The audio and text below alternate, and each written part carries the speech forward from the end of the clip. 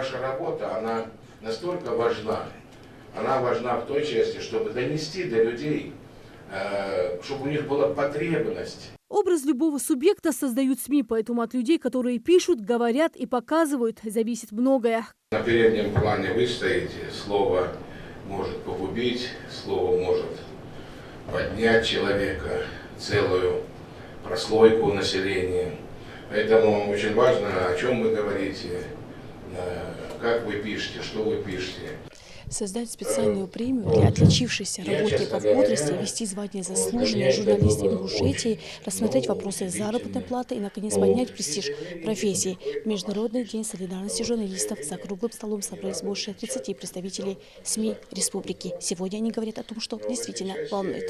В Ингушетии более 500 журналистов осуществляют свою профессиональную деятельность. В регионе работают 2 телекомпании, 3 радиостанции, 2 республиканские газеты и 7 муниципальных газет. В зале звучит вопрос о финансовом обеспечении работников СМИ. Заработная плата журналистов в целом по редакциям, муниципальным телекомпаниям, республиканским не превышает 15, а то и 20 тысяч рублей. Но при этом это люди, которые, я еще раз повторяюсь, работают не 1 десяток лет. При этом мы несем моральную, юридическую ответственность за то, что мы пишем, за то, что мы показываем. То есть мы же не блогеры, написали и забыли. За каждое слово мы отвечаем. Соответственно, и власть, заказчик, сегодня также требует от нас, чтобы мы были подкованы юридически при подготовке материалов. Я понимаю, там эрудиция должна присутствовать, наличие, естественно, образования. Человек должен уметь грамотно писать, и все это за 15 тысяч рублей. Я понимаю все эти вещи. Я бы хотел, чтобы мне сказать, какие вы видите предложения, дайте мне. Предложения же реальные. Я даю слово, что я буду воспринимать их и буду обязательно помогать. Помогать буду, чем могу и насколько это возможно. В рамках, опять же, вот тех реалий, в которых мы живем, и реальности вот этого фонда или бюджета, потому что, я думаю, все сделаем. Мы взаимосвязаны все, и пресса, и правительство, и любые. Почему? Если у нас будет больше предприятий, знаете, это уже коммерческая составляющая. Мы можем говорить с предприятиями и зарабатывать на рекламе, да? Или какие-нибудь услуги предоставлять печатные, той или иной, предприятию, организации. Чем больше у нас будет их, и вот моя задача, тогда мы можем говорить. Вот у нас сейчас реклама, 3-4 предприятия, 5, да? Хотя я уже им говорю, идите, помогите. Это я говорю. И районным газетам, городским тоже помогать. Я знаю, что проблемы жизни, я информированный человек. Надо подумать вопрос о грантовом, не грантоеда, но грантовом каком-нибудь формате, чтобы можно было официально, поощрять те или иные издания. Или в целом, прям взять какой-то определенный уровень, и чтобы мы могли там на год давать, надо это продумать. Премия «Золотое перо Ингушетии» с финансовым обеспечением. Вот следующее предложение главе Ингушетии от представителей СМИ. Конкурс позволит ежегодно выделить лучших в своей профессии. Махмуду Али Калиматову идея понравилась. Давайте этот вопрос, просто уточните нюансы, отработайте с прессой, и больше ничего не нужно. И я это принимаю, это мы сделаем. Вообще вопрос. Спасибо. Пропаганда и возрождение ингушского языка, развитие сельского хозяйства, создание в республике центра ингушского языка.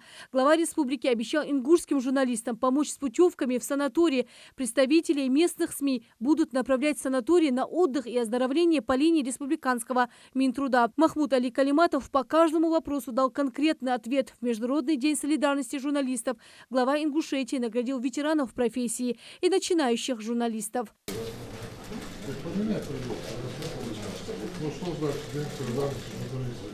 Я хочу сказать искренне, в действительности, поблагодарить каждого журналиста, независимо, монтажера, кто там, редактор, главный, шеф-редактор, вот всех, которых вижу, слышу, знаю и которых не вижу, чтобы у них все получалось, и они профессионально росли. Но самое главное, чтобы у них было человеческое, доброе, семейное счастье. Цега диеш, мяс баргат болуш, шейданан берешь долуш, могу ждалуш. Вот это хочу пожелать. Остальное профессионально мне больно уж подсказывать нечего.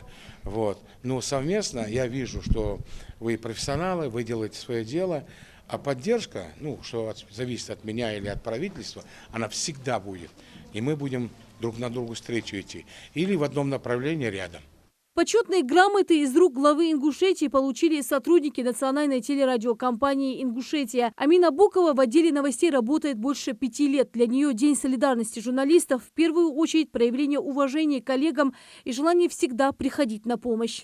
Все мы журналисты, будь это электронные СМИ, печатные СМИ, телевизионные. У нас немножко разные направления, но всех нас объединяет это наш общий профессиональный кодекс этики журналистов, который в первую очередь предусматривает то, что мы должны нести и говорить только правду. Мы несем в своей работе объективность информации. И в этом смысле мы должны поддерживать друг друга профессионально, лично. И я думаю, что для меня День солидарности журналистов – это тот день, который напоминает всем нам, что мы не просто люди, которые работают на какую-то конкретную компанию. Мы люди, которые несем конкретную идеологию. Идеология правды, объективности и справедливости. Мы должны поддерживать друг друга в этом направлении и стараться, чтобы наши права не ущемлялись, потому что мы в первую очередь своим словом мы подписываемся под каждым нашим словом своими именами, фамилиями. День солидарности журналистов – это скорее памятная дата. 8 сентября 1943 года в Германии казнили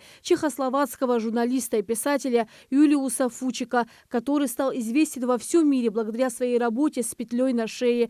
Эта книга была написана в тот же период жизни, когда он находился в пражской тюрьме. После своей смерти Юлиус Фучик был удостоен Международной премии мира. Рина Цычоева, Магомед Даскиев. Новости 24.